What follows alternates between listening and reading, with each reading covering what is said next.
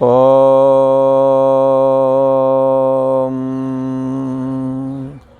श्री योग वासिष्ठ के उत्पत्ति प्रकरण में श्री वशिष्ठ जी महाराज बोले, हे राम जी, अज्ञान की 7 भूमिकाओं का निरूपण हमने किया। ये अवस्थाएं एक दूसरे में प्रविष्ट हैं और इन अवस्थाओं के नाम हैं बीज जागृत,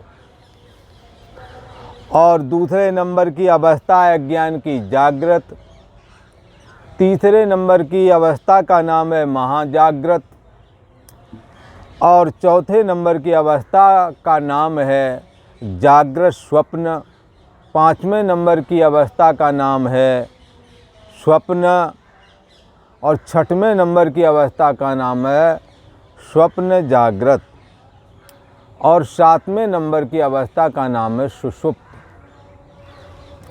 इस प्रकार से ये अज्ञान की 6 अवस्थाएं हैं। तो इसी प्रकार ज्ञान की भी 6 अवस्थाएं, वो 7 अवस्थाएं होती हैं। यह अज्ञान की राम जी मैंने 7 भूमिकाओं का निरूपण किया। उनमें एक एक में अवस्था भेद है, एक एक अवस्था में दूसरी घुसी पड़ी है। जैसे स्वप्न में जागृत होकर के सपना सुनाते हैं तो स्वप्न जागृत हो गया, दीर्घकालीन हो गया। कई बार थोड़े समय का स्वप्न दीर्घकालीन दिखता है। तो इसी प्रकार से इन अवस्थाओं का यहाँ विवेचन किया गया है। तो हे रामचंद्र, स्वप्न चिरकाल से जागृत रूप हो जाता है। स्वप्न भी अगर चिरकाल रुक जाए तो जागृत रूप हो जाता है। जैसे महाराजा हरिश्चंद्र को क्षण भर का स्वप्न 12 वर्ष का प्रतीत हुआ। राजा लवण को 2 मुहूर्त का सपना बहुत लंबे पीरियड, बहुत वर्षों का अनुभव हुआ। यहाँ तक कि 3 लड़की 3 लड़का पैदा भी हुए, चांडाली के साथ विवाह वगैरह भी हुआ।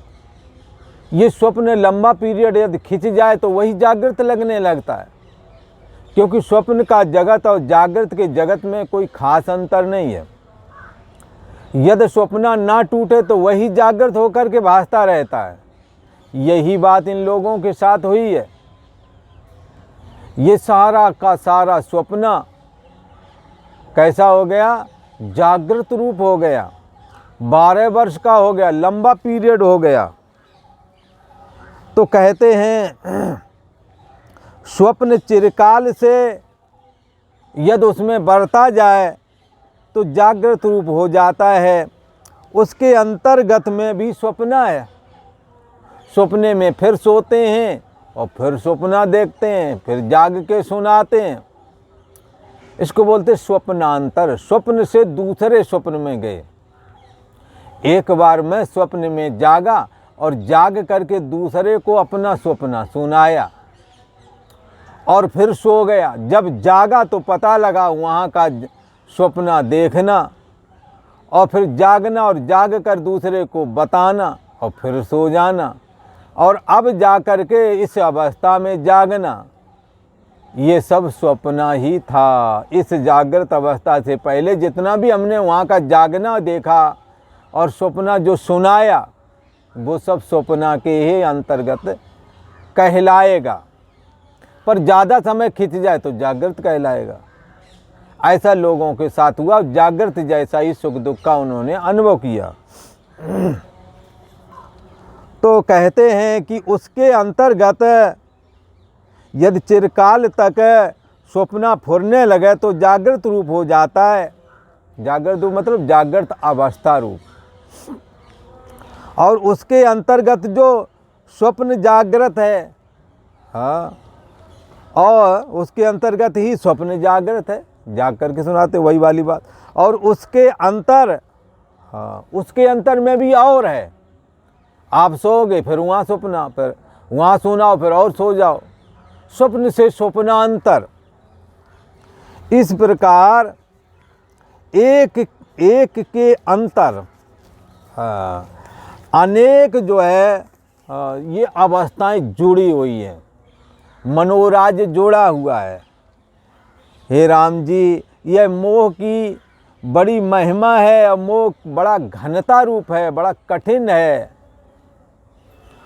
यह मोह की घनता है, ये मोह की प्रबल महिमा है और उससे जीव ये भ्रमते हैं, भ्रमण करते रहते हैं। कैसे भ्रमण करते हैं? जन्म मरण रूप भ्रमण में। पुनरप जननम पुनरप मरणम पुनरप जननी जठरे शयनम, बार बार माता के उदर में उल्टा लटकना। ऐसा करते हुए जन्म मरण का सिलसिला देखते हुए ये जीव भ्रमता फिरता है। फिरत सदा माया कर प्रेरा, काल कर्म स्वभाव गुण घेरा। काल के अनुसार फिरत सदा माया कर प्रेरा। अभी सर्दी लगने लगे तो सर्दी से बचने के लिए इधर उधर घूमेंगे। अतिशय गर्मी हो जाए तो गर्मी से भ्रमते हैं। तो जीव भ्रमते हैं इसमें। कैसे? समय पा कर के काल कर्म, समय के अनुसार कर्म होते हैं और फिर उनका वासना के अनुसार स्वभाव बन जाता है, गुणों के अनुसार प्रवृत्ति हो जाती है। फिरत सदा माया कर प्रेरा, काल कर्म स्वभाव गुण घेरा। तो कहते हैं जैसे जल राम जी नीचे से नीचे चला जाता है। जल यदि ऊपर आप देखें नदियां बहती हैं और भी जहाँ कहीं बहने वाला जल है वो जल नीचे को कटाव करता है। हिमालय से गंगा जी निकली। हिमालय की चोटियाँ बहुत ऊंची हैं, वहाँ से झांक करके देखो तो गंगा जी इन घाटियों के अंदर ऐसा लगता थोड़ा सा पानी जा रहा होगा। बहुत पानी होता है तो भी थोड़ा सा लगता, क्योंकि बहुत ऊंचे हैं घाटियाँ, बहुत गहरी हैं। पर्वत की चोटी से वहाँ बहुत थोड़ा जल नज़र आता है, होता तो काफ़ी है। ऐसे ही क्यों ऐसा होता है? क्योंकि जल हमेशा नीचे को जाता है। जैसे जल नीचे से और नीचे चला जाता है, ऐसे ही राम जी मन को भी समझना चाहिए। इसलिए कहते हैं जल की मन की एक गत, नीचे को ही जाए और बड़े जतन से राखिए, तब ऊंचे ठहराए। जल की और मन की एक ही गति है। जैसे जल नीचे को भागता है वैसे ही ये हमारे आप का मन इंद्रियों के द्वारा बाह्य विषयों में जाकर के चेतना को ऊर्ध्वगमन नहीं रहने देता है, विषय लोलुपता की ओर चला जाता है और एनर्जी जो ऊर्ध्वमुख होना चाहिए वो अधोमुख हो जाती है। इसीलिए तो कहा है जब मन विषयों की लोलुपता से हट जाता है तब तो एनर्जी ऊपर की ओर भागती है, ऊर्जा ऊपर की ओर भागती है। हमारी जितनी शक्ति सामर्थ्य है वो सब संचित बनी रहती है। एक पॉइंट पर मन रुक जावे तो वो पॉइंट भी सिद्ध हो जाता है। जैसे खट चक्र हैं, जहाँ मन रुक जाता है वही चक्र जग जाता है। मन की बड़ी महिमा है। यदि मन चक्र पर रुक जाए तो चक्र जागृत हो जाता है। ऐसे ही मन यदि विषयों से हट जाए तो ये मन ऊर्ध्वरेता बन जाता है। ऊर्ध्वरेता अर्थात ब्रह्मचर्य भी पक्का कर देता है। यदिच्छा ब्रह्मचर्यम चरंती, जिस परम ब्रह्म परमात्मा के लिए ब्रह्मचर्य व्रत आवश्यक है, उस ब्रह्मचर्य व्रत को जब मन एकाग्र हो करके विषय लोलुपता का त्याग कर देता है तब ऊर्ध्वरेता हो जाता है। इसीलिए तो ये बात बताई है कि मनो मनुष्याणाम कारणम बंध मोक्षयो। ये ब्रह्म बिंदु उपनिषद की जो श्रुति है ये कह रही है मन ही बंधन और मुक्ति का कारण है। यही मन जब विषय से हट कर के और अंतर्मुख हो जाता है, ब्रह्म चिंतन में लग जाता है, तो फिर क्या है, मुक्त्यै स्मृतम, फिर तो ये मुक्ति देने वाला बन जाता है। और जब विषयों की ओर चला जाता है तो मन फिर बंधन का कारण भी बन जाता है।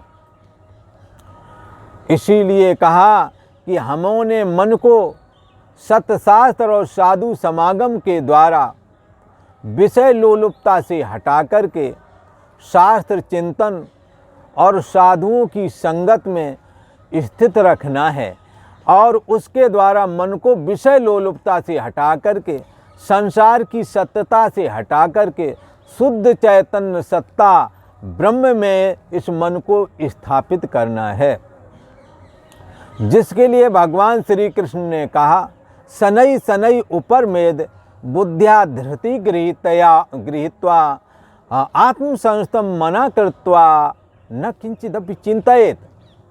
हमने धीरे धीरे अपने मन को उपराम बनाना है, विषय लोलुपता से मन को हटाना है, दोष दृष्टि दिखा करके। जो कोई भी धनपुत्र स्त्री आदि मकान दुकान आदि शब्द स्पर्श रूप रस गंध आदि जो भी विषय है, सारे के सारे विषय दोषपूर्ण हैं। कोई भी विषय निर्दोष नहीं है। एक विषय तो सब में एक जैसा ही, एक कमी तो एक जैसी ही सब में है। वो क्या, कोई भी विषय जो आपको मिला है, चाहे धनपुत्र स्त्री आदि हो, चाहे मकान दुकान हो, चाहे शब्द स्पर्श रूप रस गंध हो, मान प्रतिष्ठा यश क्यों न हो, ऐश्वर्य क्यों न हो, ये मिले हैं, एक दिन तुम्हारे से जाएंगे। संयोग और वियोग वाले हैं, इन सभी विषयों में एक दोष सब में एक जैसा, ये तुम्हें मिले हैं, एक दिन तुमसे छूट जाएंगे। और एक बात और होती है, जितने भी विषय आपको प्राप्त हुए हैं उनमें या तो विषय नहीं रहता, या विषयों का भोक्ता जो आप बने फिर रहे हैं आप नहीं रहेंगे। दो में से संसार में एक काम होने ही वाला है, आप जा कर के कहीं भी देख लो। या तो विषयों का भोक्ता नहीं रहता, या विषय खत्म हो जाते हैं। या तो विषय हैं, शरीर मन इंद्रियों की सामर्थ्य नहीं है, इसलिए भोक्ता भोग नहीं पा रहा, तो इधर से कमी हो गई। और कई बार गरीबों के लड़के बढ़िया सा जो खाते हैं हजम हो जाता है, 8-10 रोटियां मोटी मोटी खाते हैं बढ़िया, ऊपर से एक कटोरा दाल सब्जी और कुछ मिल जाए वो खा लेंगे और सब हजम। हाँ, तो अब उनके पास विचार जुड़ता नहीं है। चावल खाने में लग जाएं, भरपेट चावल खाएंगे, जितना आप 2 दिन में खाएंगे वो अकेले ही खा जाएंगे, एक ही टाइम में खा जाएंगे। कोई खुराक ज़्यादा है ऐसी बात नहीं, आपकी खुराक कम हो गई है, उनकी खुराक तो ठीक है। उन्हों को मेहनत करनी है, इसलिए वो उतना डाइट लेते हैं और लेना चाहिए भी, वो हजम कर जाते हैं। पर अपन लोग जो विषय लोलुपता में फंसे हुए हैं, या जिनकी रुचि धन कमाने में ज़्यादा है, कोई कोई कहते हैं कि 2 में से एक काम हो जाता है, या तो विषय खत्म हो जाते हैं, भोक्ता बचता है, या भोक्ता है तो विषय नहीं, 2 में एक चीज़ होती है। तो यहाँ क्या है, गरीब गुरबा लोग हजम कर जाते, उन्हें विषय नहीं प्राप्त हो पा रहा, भोजन अच्छा सा नहीं मिल पा रहा, ये दोष युक्त हैं। निर्दोषम ही समम ब्रह्म, परंतु ब्रह्म निर्दोष और सम है। हमों ने अपने मन को निर्दोष और सम बनाना है। हाँ, कैसे बनाना है, विषय लोलुपता से हट कर के अपने मन को निर्दोष और सम बना लेना है। निर्दोष और सम ब्रह्म है, और मन जब निर्दोष और सम हो जाता है, तस्मात् ब्रह्मणि ते स्थिता, तो वो ब्रह्म में स्थित हो जाता है। इसलिए मन को रोकना चाहिए, जल की मन की एक गत नीचे को ही जाए, बड़े जतन से राखिए तब ऊंचे ठहराए। और ऊंचे यदि ठहर गया, किसी पॉइंट पे मन रुक गया, वही पॉइंट जाग जाएगा। जिस पॉइंट पर स्थिर हो जाएगा उसी दिन ध्यान हो जाएगा। ये जल जैसे नीचे चला जाता है, वैसे ही राम जी ये मन रूप जीव मोह के अनंतर और मोह में चला जाता है। पहले अपना ही था, फिर धन पुत्र स्त्री आदि से नाते पोते आदि में बढ़ता ही जाता है मोह, और मोह और मोह आगे से आगे बढ़ता जाता है।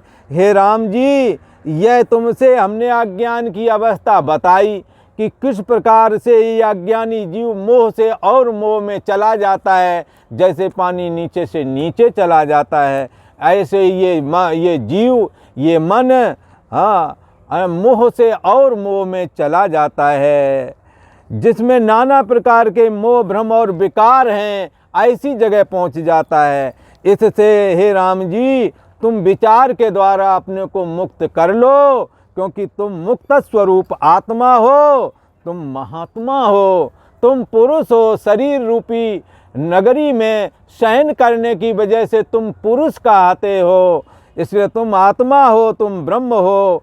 आत्म विचार करके निर्मल बोधवान हो जाओगे राम जी, और तभी इस भ्रम से भी तरोगे। इसलिए आत्म सत्ता तुम हो, तुम जिसके लिए विष्णु परम पद कहते हैं वही तुम हो।